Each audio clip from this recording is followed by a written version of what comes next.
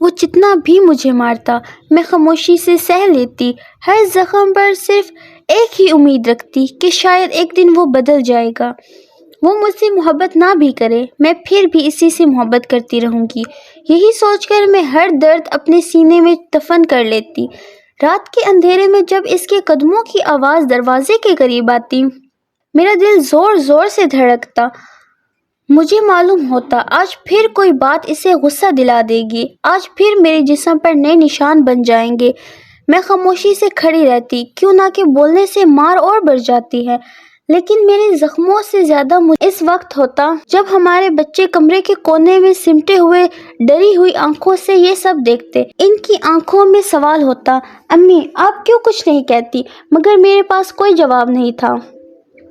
ہر دن خوف میں گزرتا تھا، صبح اس ڈر سے آنکھ کھلتی کہ آج کیا ہوگا، رات اس ڈر سے سوتی کہ شاید آج پھر چیخوں میں گزرے گی۔ میں ہر خوف سہ لیتی، ہر درد پی جاتی، مگر اندر سے آہستہ آہستہ مر رہی تھی۔ ایک دن میرا بیٹا میرے پاس آیا، اس نے میرے ہاتھ پر پڑے نیل کو چھوا اور بولا، امی جب میں بڑا ہو جاؤں گا تو کیا میں بھی ابو جیسا بن جاؤں گا؟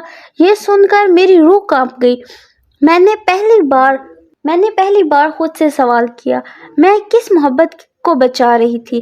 اس انسان کو جو مجھے توڑ رہا ہے، یا ان بچوں کو جو یہ سب دیکھ کر ٹوٹ رہے ہیں؟ اس رات اس نے پھر ہاتھ اٹھایا، مگر اس بار میں خاموش نہیں رہی۔ میں نے اس کا ہاتھ پکڑا، آنکھوں میں آنکھیں ڈالی، بس اب نہیں۔